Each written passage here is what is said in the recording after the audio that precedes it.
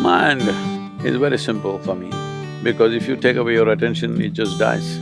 California may be beautiful, but people can be in hell, isn't it? Within themselves, in their experience, in their homes, in their situations, they can create hell for themselves. Everybody must do a little bit of engineering within themselves to see that being peaceful and joyful is not a challenge. Once this happens, your intelligence will function in a completely different way.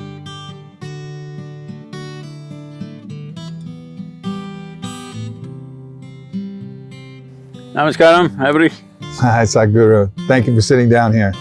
So I want to jump right in, and there's a quote from Yogananda. He says, you can control a mad elephant, you can walk in water and live in fire, but control of the mind is better and more difficult. And I've certainly found that for myself. I spend so much time wrestling with my mind, I hardly have the energy to dance with life. Why is it so hard for us to manage our mind as people? I have no such problem because I lost it long time ago. When you don't have it, then you don't have to control it, you know. Because it's a very impaired notion that people think intelligence is somewhere here. This is a living cosmos. It's an intelligent cosmos. We are just tiny, one tiny product, minuscule product. And now we think we have so much intelligence and we have to control it, manipulate it, use it.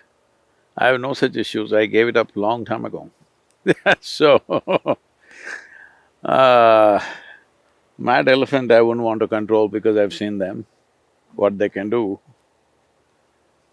Mind is very simple for me, because if you take away your attention, it just dies. If you keep your attention and try to control it, that's crazy. So, why is human mind an issue? Your mind is just an antenna, not the source of intelligence. Intelligence is everywhere. Unfortunately,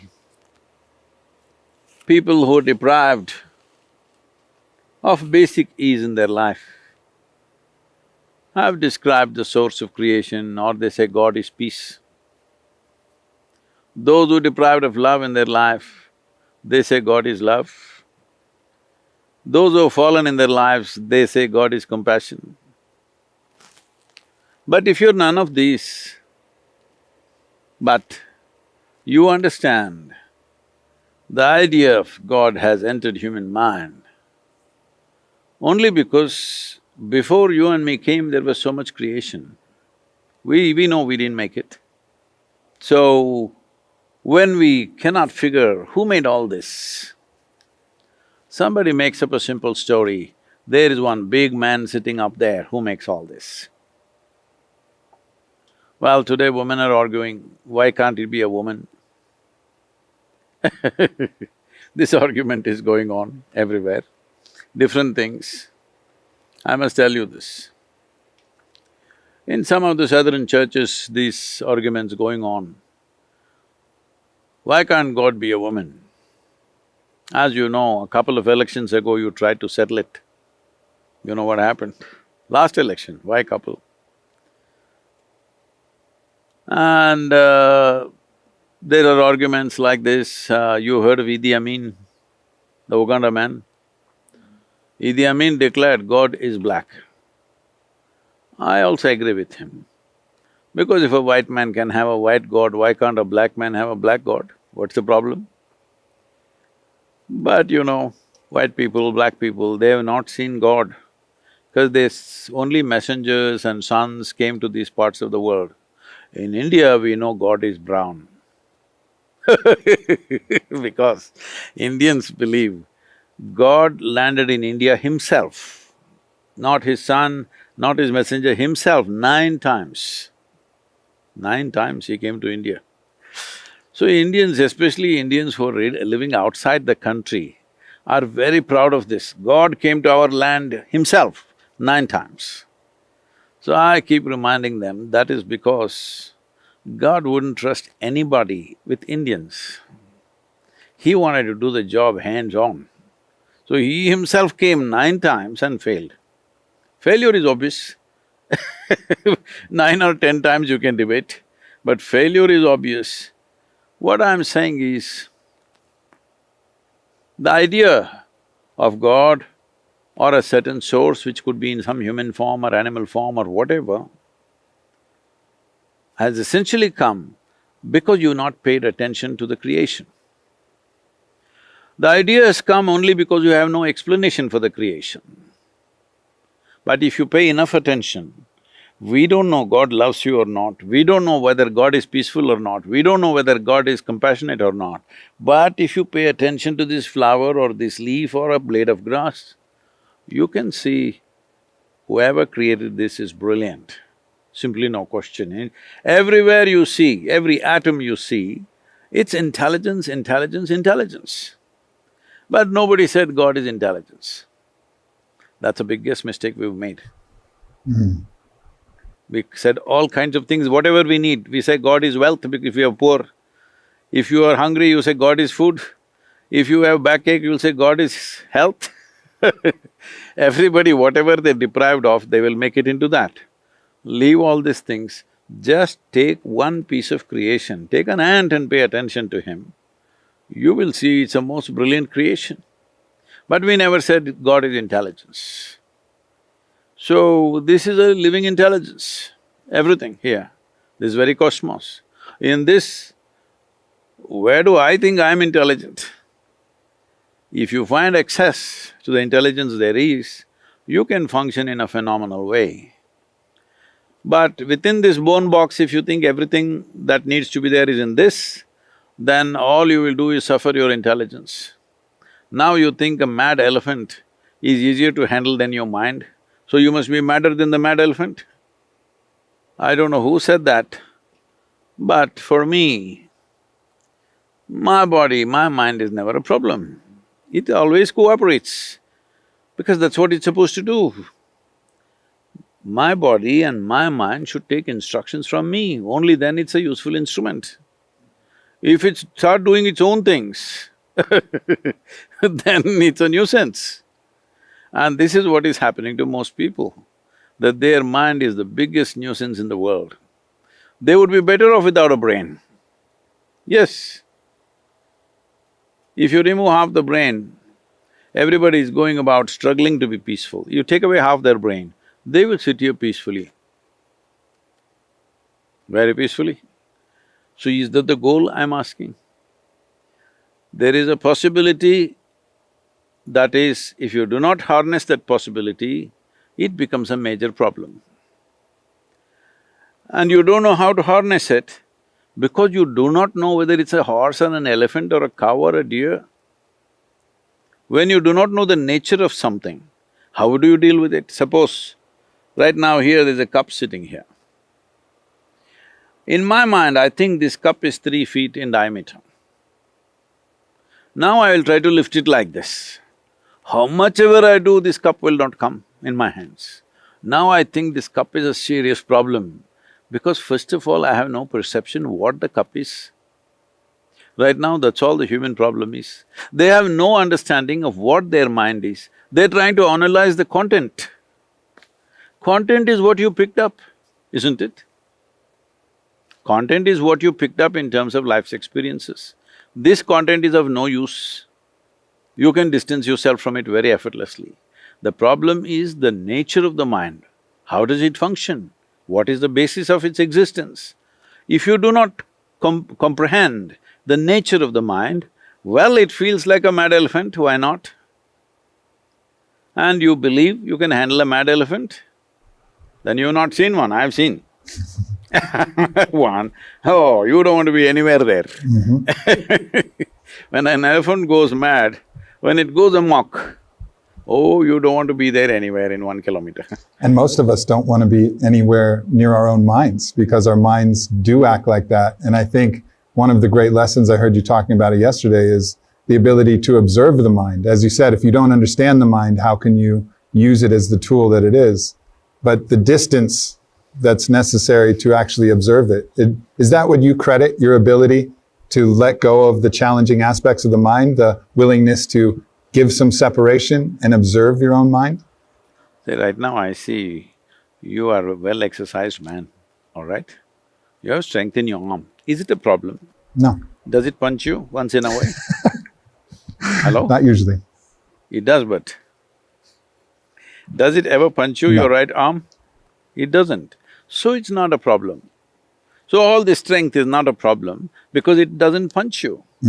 Similarly, whatever is the nature of the mind, this is also one more dimension like your arm. Your arm is here to do this, that and that. Your mind is here to do that, that and that. But now it punches you. So there must be something wrong with the relationship, isn't it? Yes. That's what we need to look at. Nothing wrong with the mind. We are not holding it right. When I say holding it right, if I ask you a simple question, would you like your mind to be sharp or blunt? Sharp. Sharp. So now I will give you a very sharp knife, very sharp one. I must tell you this. We were trekking in Tibet. So I'm staying in a tent and I'm doing some work, I'm writing something. Somebody else there is cutting an apple with one of those, those new porcelain knives. So another person who is there in the tent says, "Be careful, it's a very sharp knife." This irritates me because I call something a knife only if it's sharp. If it's a child, if you're 5, 7, 8-year-old child, yes. This is a grown-up man. You don't tell him it's a sharp knife. Then I just look at it and then I continue my work. Again another 2 minutes, again they say, "Be careful, it's a very sharp knife." I said, "Come on, leave him alone." He's a grown-up man, he doesn't know knife is sharp. What is the problem? Is it such a complicated instrument he cannot handle it? He said, "No, Sadhguru, it's a very sharp knife." I said, "God damn it, I call something a knife only if it's sharp. If it's not sharp, throw the damn thing, it's not a knife." And then I continue to work and this person whispers to that person, "Be careful, it's very sharp." Another 2 minutes, that guy cuts his hand. I give up.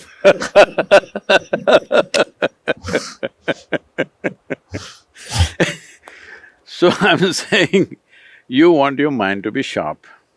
So if I give you a sharp instrument, you must know how to hold it, isn't it? Gotta know where the handle is. If you do not know which is the handle, which is the blade, if you hold the blade tight, of course it'll hurt. This is the only problem with the mind. You're holding it from the wrong end. So for those of us, I've studied the mind, I've gone through many practices, I've tried to figure out where the handle is. And usually, a lot of times I can hold the handle, but sometimes I find myself and there's blood on my hand because I'm holding the blade before I even realize that I grabbed the blade. I wake up in the morning and I feel anxiety in my chest because I feel like I must do something more and there's something more I need to do. And I'm just burning with this anxiety. And I know that's just my mind. It doesn't help me, but still I can't find the handle again.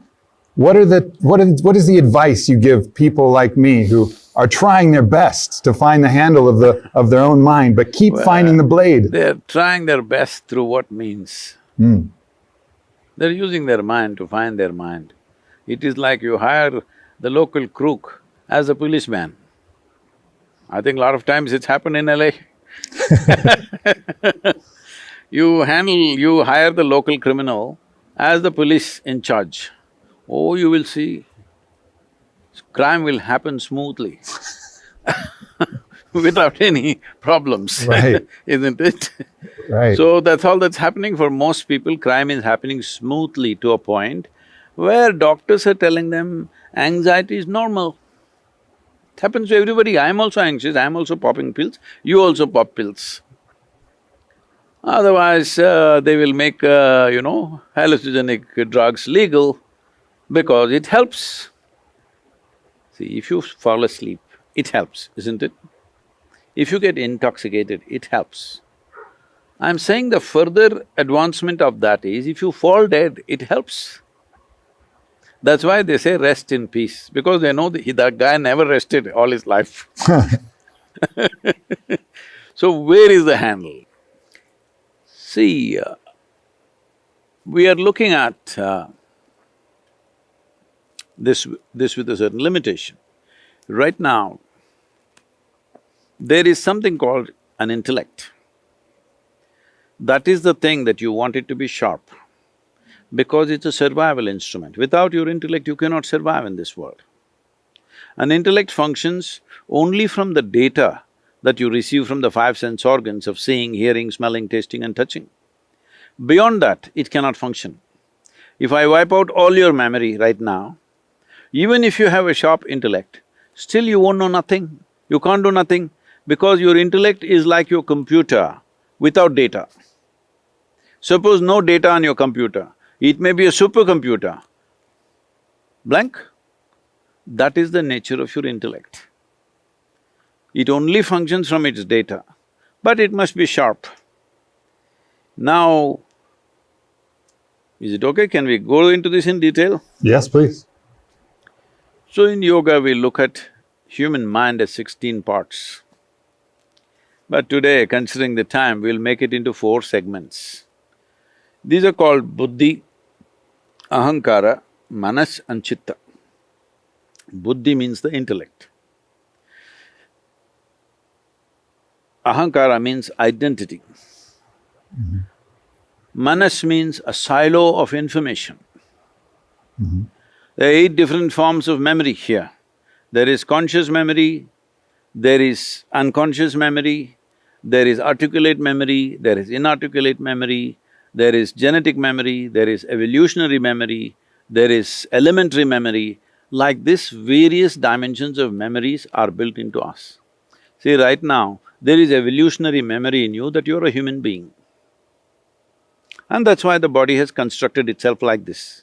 Suppose somewhere here your DNA forgets, then this may become a buffalo. Yes, evolutionary memory, do what you want, you cannot confuse it. It is so on the thing. 10 generations ago, how your great-great-great-great-grandfather looked like, do you remember? No. No. But his nose is sitting on your face. Yes. Your body absolutely remembers. 1,000,000 years ago, how your forefathers were. Even the texture of the skin, it remembers. So what you're calling as myself is a product of very complex memories of evolutionary, genetic, karmic, various types of memories. So all these memories together are providing data for your intellect to function in a certain way, to figure out how to use this memory for this situation, all right? But there is a dimension between this manas and buddhi, between the silo of memory and the sharp knife in the front that you call as your intellect. Between this, there is a hand that holds it, which is the identity. How you identify yourself, with what you identify yourself, that is how your intellect will interpret the memory. See, right now you get identified, let's say, with your nation. Now for this nation, I'm willing to live, I'm willing to die, all right? Or you identified with your race. You're willing to die, I'm willing to kill, willing to whatever, you know. Whatever your identity is, your intelligence will function only that way. See, people won't understand when somebody thinks something is absolutely right and you think this is the dumbest thing, because the identity is like that, isn't it? It's always telling stories. No, it is the identification. See, right from your childhood, the identification has been built of your gender, of your race, of your religion, of your nationality, of your ethnicity, and individually so many other things that each individual will do to themselves, of their education, of their social status, of whatever else. Right now your teacher is saying, for the good of all. What this is about, just because you say it, all are not going to be good, but within yourself, you want to make your identity with everybody. Correct. You want to make your identity as large as possible. That's the idea. We would like to make this identity cosmic, but we don't know where is cosmos, so at least make it global. Because now if your identity is like this, your memory, your intelligence together will combine and try to address everything from a larger identity. Everything that you call as evil, everything that you call as crime, everything you call as corruption is essentially limited identification, isn't it? Yes. I'm fighting for my country and I'm willing to kill you. I don't know who the hell you are, but I'll kill you. This is the whole thing, isn't it? Because I'm identified with my country. And what is my country? Somebody drew a map and told me, this is your country, this is you, only this way you're you, otherwise you're not you. So I'm so strongly identified with my country, I'm willing to kill the whole world for the sake of my country, or my community, or my family, or myself. If it's myself, people will say, see, he's a selfish man. If he's family, in America it's very appreciated, in India it's seen as corruption. I will fight for my family, in America it's a good quality. I'll fight for my community, is a good thing for somewhere else. I'll fight for my nation is largely good almost everywhere in the world. But if your identity is beyond all these limited identifications, then your intelligence will function in a completely different way. So this hand which holds the knife and which is rooted in the memory, this is not taken care of in modern societies. We are all standing up and singing national anthems. Well, I started writing a global anthem almost 10 years ago. I announced this in the economic forum and I said we should do a global anthem. Why are children not learning a global anthem? Okay, they can sing their national anthem, but they must… every child in the school all over the world must sing a global anthem, identifying with the planet, identifying with humanity and every other life on this planet. Because only then their intelligence will work for everybody's good. Otherwise, at any cost, I want to be good, I don't care what the hell happens to you. I will not, because my identity is like this. Don't think they're good people, bad people. They're just identified with that. So there is good and bad, it just depends on what we are identified with. And it's a good people who are always fighting, bad people don't fight so much, they just steal, maybe cause one murder here, there, but they make their money and they sit somewhere and enjoy their life. Bad people, criminals, I'm saying. Good people, it is a good Indian who is willing to fight with a good Pakistani. It's a good Christian fighting with a good Muslim. It's a good American fighting with almost anybody. Just everybody's fighting because they're good. But good something, identified with a limited something and you're good with that, isn't that the basis of all the conflict? My religion versus your religion, my nation versus your nation, my community versus your community, my race versus your race, endlessly it's gone on. The whole problem of everything is limited identity. I'm telling you, extreme versions of this is Adolf Hitler, all right? Extreme versions is Adolf Hitler. But just look around and see, there are a whole lot of them around you, but only thing is they're not as powerful as him, fortunately.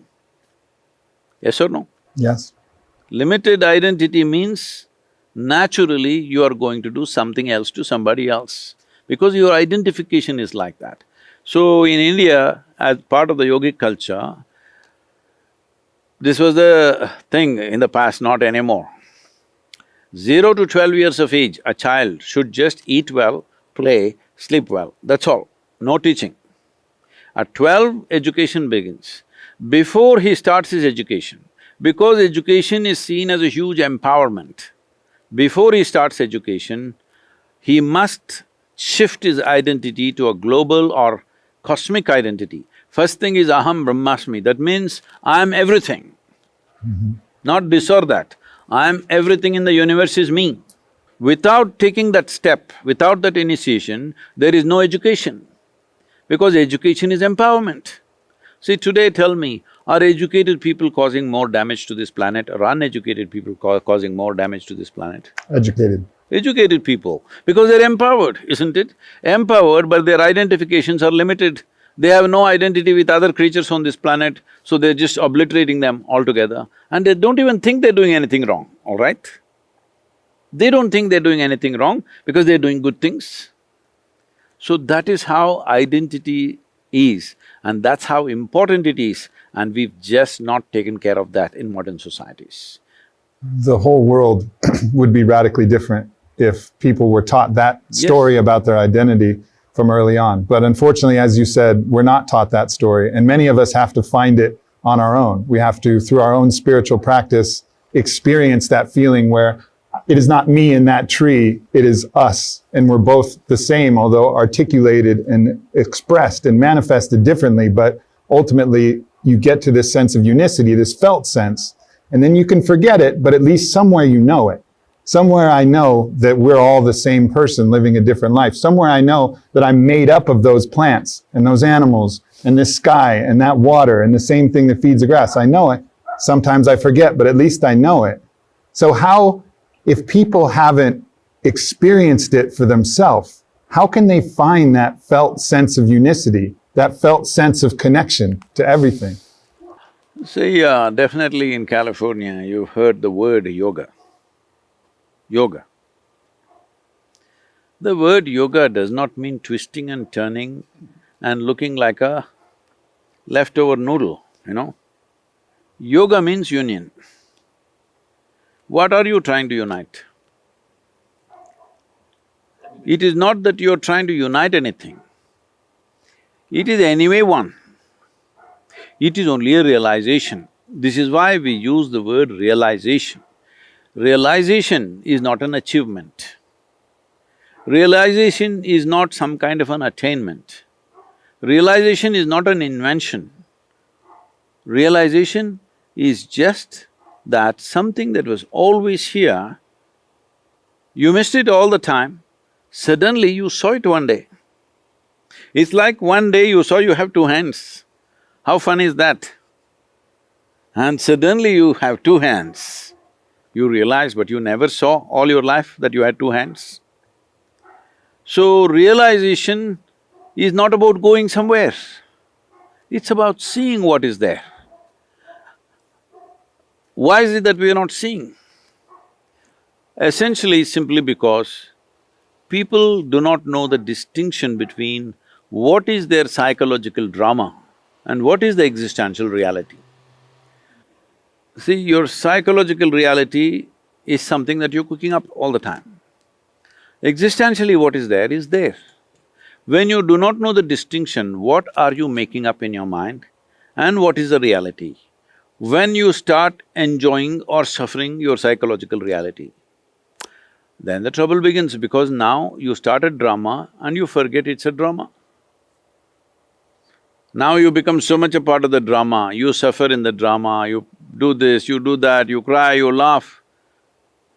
This is what is the problem. You're misunderstanding your thought and emotion as life. When people say, my life is good or my life is bad, what they mean is their thoughts and emotions are either right now pleasant or unpleasant, that's all they're saying. Existentially, there are situations, some time ago no virus, now virus, all right? Some time ago maybe economy was up there, now it's down here, whatever. That's not the issue. The real issue is your thoughts and emotion are playing out in a certain way. That makes it a good day or a bad day or a good life or a bad life, isn't it? Essentially, people are misunderstanding their own thoughts and emotions as life and reacting to that. Now there is no time for union because you have become a separate cubicle of your own. You're a small bubble who always feel threatened and oppressed by such a large existence, because you just sit here and really think about this. And this tiny mud ball of a planet, you're sitting here, huh? You're a strong man, but if you look at it, in this cosmos, you're a microbe, not even a microbe. Perspective. So, if you look like this intellectually, you'll get terrified. Such a small creature in such a vast existence, where is my beginning, where is my end, what will happen to me? These are the fears. When these concerns And these struggles and this misunderstanding of what is real and what is not real has happened, this confusion has happened, union or yoga cannot happen. Well, anyway, the yoga that's happening in Los Angeles scares me because see, the yogic system is a certain science. It is not an art form that you can twist it, turn it, you can make it modern art, you can make it ancient art, it's not that kind. It is a science. It needs to be done in a certain way so that… See, it's like this. We can actually do a test and see if you want. If not Sure. now on the screen, you can do it at home and see. If you just hold your hands like this, facing down upon your thigh, you will see your breath will be one way. Keep your all the fingers together. If you just turn it over, your breath will be different way. That is how subtle this machine is. This way, this way. The very way it functions, the energies function is different. When it is so subtle, if you observe yourself in 24 hours' time, how much of this everybody is doing without knowing why they're doing what they're doing. They do all this and now they're expecting to be peaceful. Life doesn't work like that. If you do not understand how this functions and randomly you function, then you're always looking for a good deal in your life. Good deal in terms of relationships, good deal in terms of finances, good deal in terms of social relationships, good deal in terms of world around us. You can have as many good deals as you want. But if this is like this, you can go sit in heaven and still suffer, all right? I've been there. I've been in the most beautiful place, but I brought me to that beautiful place, and the me that I brought to that beautiful place was in turmoil. And so the beautiful place didn't exist because I wasn't able to see it, I wasn't able to be there. Maybe intellectually I knew that I was in a beautiful place, but I wasn't there in that place. And that's the challenge of being a human in this existence that hasn't been taught from an early age where the handle is, how to observe the self, how to understand the mind, how to use the intellect to our advantage, how to identify in a broader landscape than just the small self that we're taught to identify with.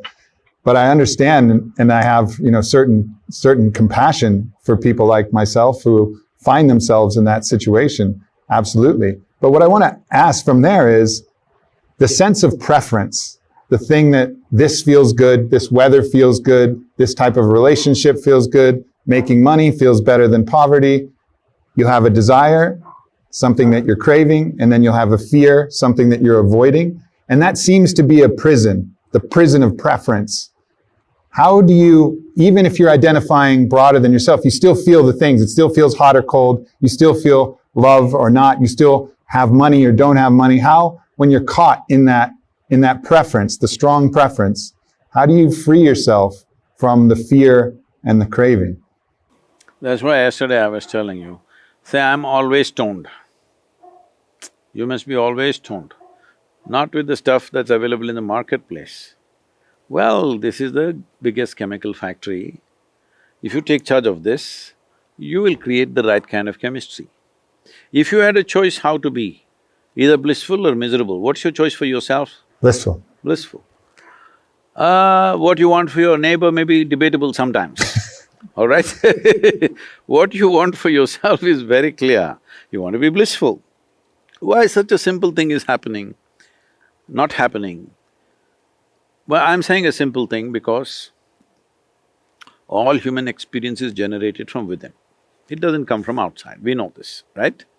Our peacefulness, our turmoils, our joy, our misery, our agony, our ecstasy, everything is being created from inside. So the problem is, the seat of your experience, you never sat on that. You're like an outsider trying to create an experience from outside. You want to air condition the place to feel good. You're feeling good, if air conditioning there, we'll enjoy that also. Otherwise, we are anyway… This is the reason continuously we're talking about why you being joyful or blissful is very important. Because only when you're joyful by your own nature, the fear of suffering is not there. When there is no fear of suffering, about a week ago, there was a daily… I have a quote, like a mystic quote going out. A week ago, One of the quotes said, if, uh, if your body, mind and your very being is sweet and wonderful, even if you go to hell, you're fine. So big controversy around that in India about going to hell and heaven and all that stuff. Hell means the worst possible place you can be, not somewhere up there or down there. People can be in hell in California. Hello? California may be beautiful, but people can be in hell, isn't it? Within themselves, in their experience, in their homes, in their situations, they can create hell for themselves. So it doesn't matter where you are, fundamentally, if you are not in pursuit of happiness, but your life is an expression of your joy, then all this will go down by itself. Now, without fixing this, you try to do this, that, no. First and foremost thing is, you're peaceful and joyful by your own nature, not because of something. Because today something worked out, I am happy, no. I have started so many things that every day something will not work out for me. I have made sure my life never works. Something major is always going wrong somewhere, okay? Some idiot is doing something somewhere and troubling me. But that will not decide the quality of how I am. That is why you can do everything that you can do.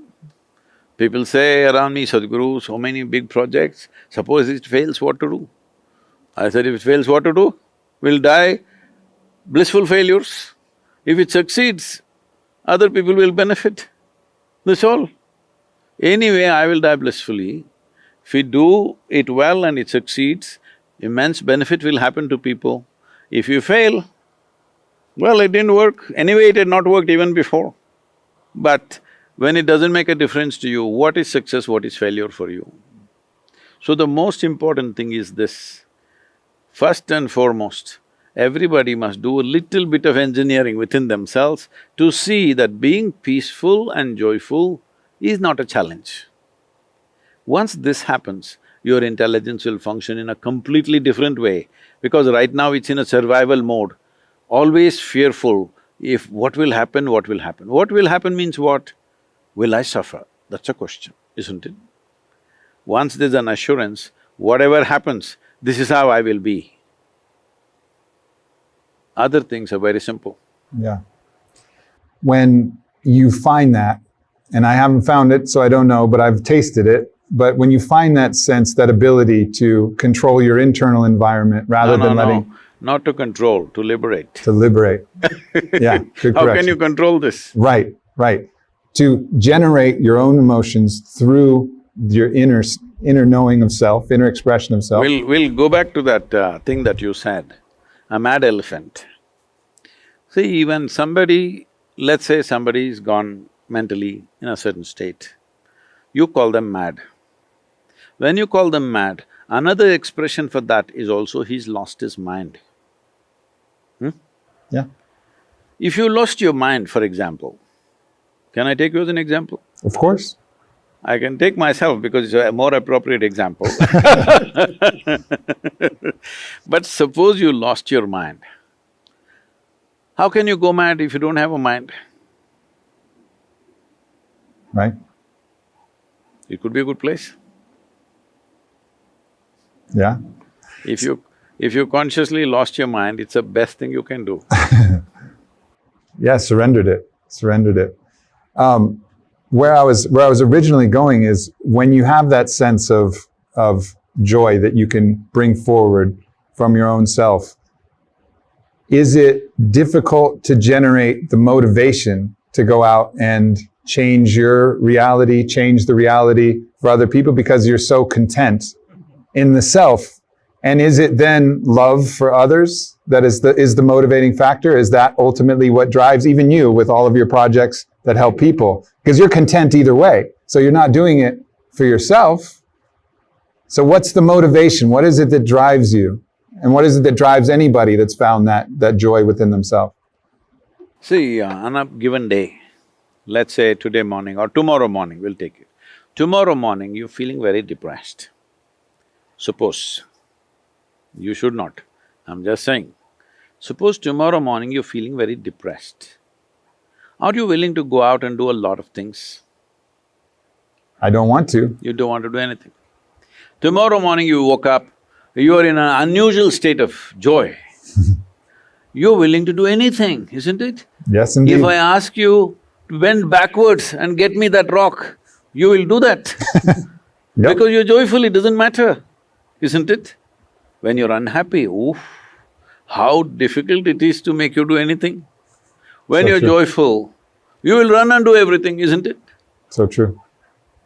So why do you ask such a question? Everybody asks this question. I think Because they are thinking joy means contentment. Contentment is containment. I have never spoken about contentment. Why should you be content? If you're conscious, where is the need to be content? What is needed, I will do. If a lot is needed, I will do a lot. If little is needed, I'll do little. Nothing is needed, I'll do nothing.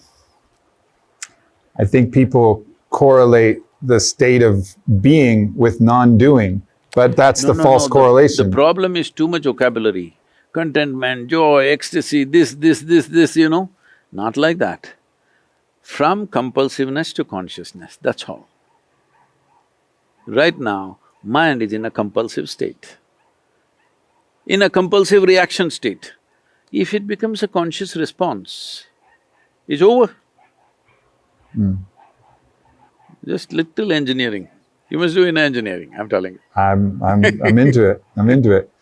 When you find that state of bliss inside yourself and you find it more regularly and you feel yourself feeling love for life, love for others, then there's a fear that can come up where you're now afraid of letting it go. You're afraid of dying because it's so good.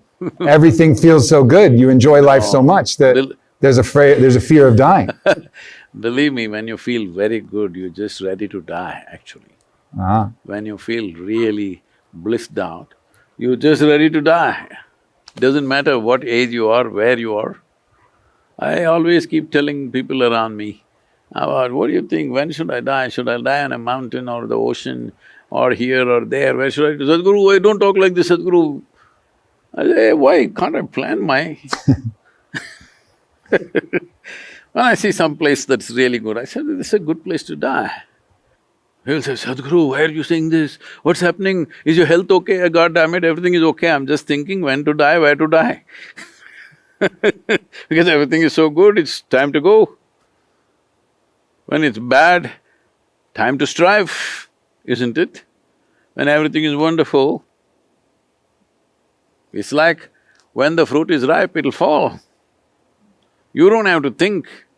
You don't have to think, I'm so sweet, why should I fall down? It will fall by itself, that's how it is.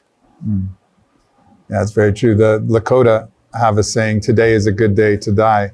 And that was, to me, a great reminder of living in such a way that life is so full for you that any time is a good day. I won't go by that saying they are telling their warriors. Because if the guy looks at his wife's face, looks at his child's face before going to war, and he wants to come back after the battle, that guy is not going to be in the front line, he will be behind. So today is a good day to die, that guy will be in the front line. Don't say that to yourself. So that's a story, what you're saying is that's a story that they're telling themselves. But I think there is a beauty in feeling so full that if it is the day… If it's coming from that, it's fantastic. But it's Right. coming usually to inspire soldiers to be in the front line. Otherwise, every soldier will be in the last line. Right. And everybody goes to the last line means they will retreat. They will not go and fight. Correct, correct. What is it, from your understanding, you've gone past the normal dimensions of consciousness. What is your understanding of death? What happens when we die? Some things you know best only by experience. Are you ready? Not yet. Not yet. Well, see, when you ask what happens after death, what you're essentially asking is, what is the nature of my existence? If I lose this body, see, you slowly acquired the body, that's a fact, isn't it? Hello? You're not born like this, slowly acquired the body. So you know what you acquired, you will lose one day. So when I lose this body, what happens to me? That's a question. That means what? What is the nature of my existence? Right now I'm here with this body, but what is the nature of my existence? It's a question. Tell me, this question is better answered now by your experience of how you are now, or when you lost your faculties in the name of death. When all your faculties are intact, this must be looked at, isn't it? Not after you have lost it. Death means certain faculties are lost. So, after you die, you know what is death, but what's the use? Because now, you don't know what is life because you're in death. Right now you're in life, you do not know the other side. So this is like one side of the coin you know, another side of the coin you do not know. If the coin is lying on this table, you can see only one side. But if you flip it, it will give you, in that spin, it'll give you a little bit of both.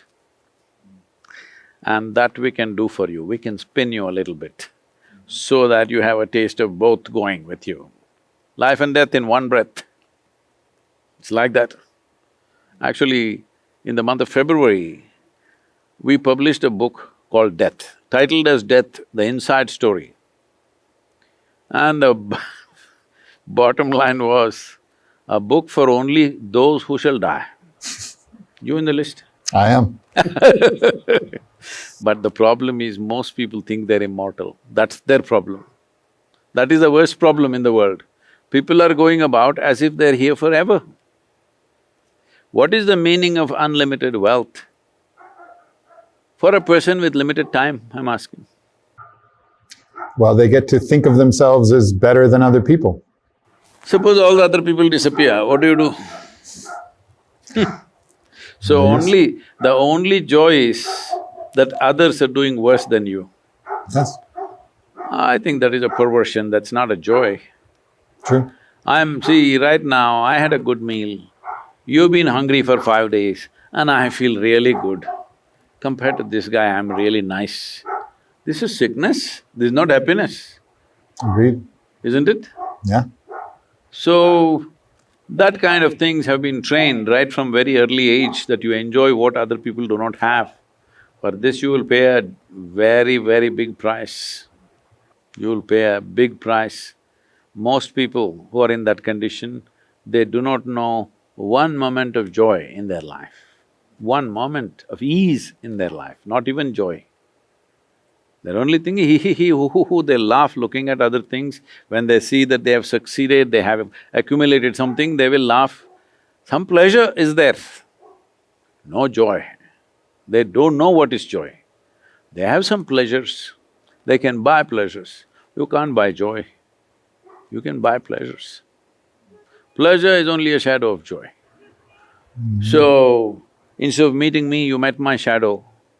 What is the use, I'm asking? Instead of seeing the tree, you see the shadow. Yes, a tree's shade is good, but a shadow is not the real thing. When you're here, you should know life because that's the only thing we have.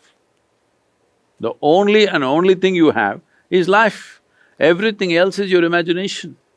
Right now, how much is your bank balance? How many homes do you have, or how big is your home? How big is your car? This is all only in your memory. The only thing that's there when you sit on this chair is you're alive. That's the only real thing, isn't it? Rest is all in your memory. Suppose from here to your car park, when you're walking, you lost your memory, you don't know which car to pick. Yes, you'll see lots of these people. The question is not whether you lost your memory or not. I'm saying it's unreal. The real thing is, the only and only real thing that you have in your life is life. But life is not in people's experience. When people say, my life, you're supposed to figure out what are they talking about. They may be talking about their wife, they may be talking about their friend, they may be talking about their car, they may be talking about their job, their career, their something and something. Because they think all these accessories are life. When you misunderstand your spare tire as your car, you know what you will do? You will have to roll it and run on the street. That's why everybody is exhausted and anxious. Yes, indeed. Yes, indeed. What is your understanding of the force that we call love? Because I feel like the word love is used to mean a lot of different things, but there's a deeper, perhaps truer meaning to love. And I would love to hear your take on what love really Now is. you will make me very unpopular in California. See, it's like this. There is a longing within a human being to be something more than what you are right now. If this longing finds a very basic physical expression, we call this sexuality. Sexuality is just that, at least for one moment, what you are not becomes a part of you. Somebody who was not you becomes a part of you for some time. Well, after that you know, you're you, they're they. So this is one level of longing which is fundamentally infused into our body because it has other functions of reproduction and perpetuating the race and all this stuff. We are all here because somebody had it, otherwise we wouldn't exist. So, when you try to do yoga, physically, sexuality will happen. If this happens emotionally, if emotionally you try to include something or somebody which is not you as a part of yourself, then we call this love. If this happens mentally, we call this conquest, success, ambition, or simply shopping. Why are people shopping? Do you think they need it? No, they want to make themselves little more than who they are. Even if you give them empty shopping bags, they will carry it because they want to feel like something more has come to their life today. Otherwise they'll feel lost. Food, same thing. You want to be something more. Eating for nourishment is one thing, but adding more food because you want to feel like more. So this longing to be more is fundamental to every human being, it is there. Physical expression will become sexuality, emotional expression will become love, mental expression will lead to all kinds of expressions in terms of conquests of various kinds. When you give it a conscious expression, it becomes yoga, union. The difference between yoga and sexuality and shopping and conquest and love is, it's a successful process. All others give you a taste of something. All others are like, let's say you were living inside the wall, let's say you were in a prison, but they gave you a trampoline. So you jumped and jumped and jumped, you got to look beyond the wall few times, maybe every day. But you come back again and hit the trampoline and again go up. Yoga is not as exciting as a trampoline, it's like building a ladder. Slowly you build a ladder. Once you build a ladder, you're going to go across the wall. Maybe not as much fun as jumping on a trampoline, but trampoline gets you back all the time. Ladder is not like that, nothing romantic about it, but if you build it strong and climb across, you'll be the other side.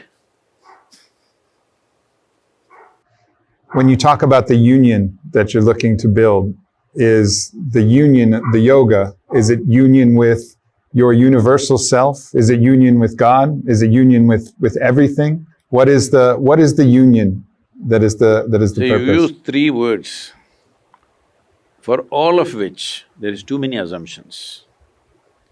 Your universal nature, your God, and your what? Universal self, your divine nature, everything. Everything. Okay, everything is another word. Divine nature, universal self, God, everything. Do you know the meaning of any one of these words, or does anybody know the meaning of any one of these words? Does anybody know the meaning of what is everything? We just try. No. Is it possible? No. Then why? Why are you using such an absurd word that nobody knows what it is, we just made it up? Everything, where is everything? Nobody knows what is everything, isn't it? Nobody knows what is the universe and the self.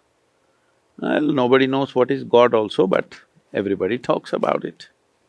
So I'm saying from generation to generation, we've been insincere.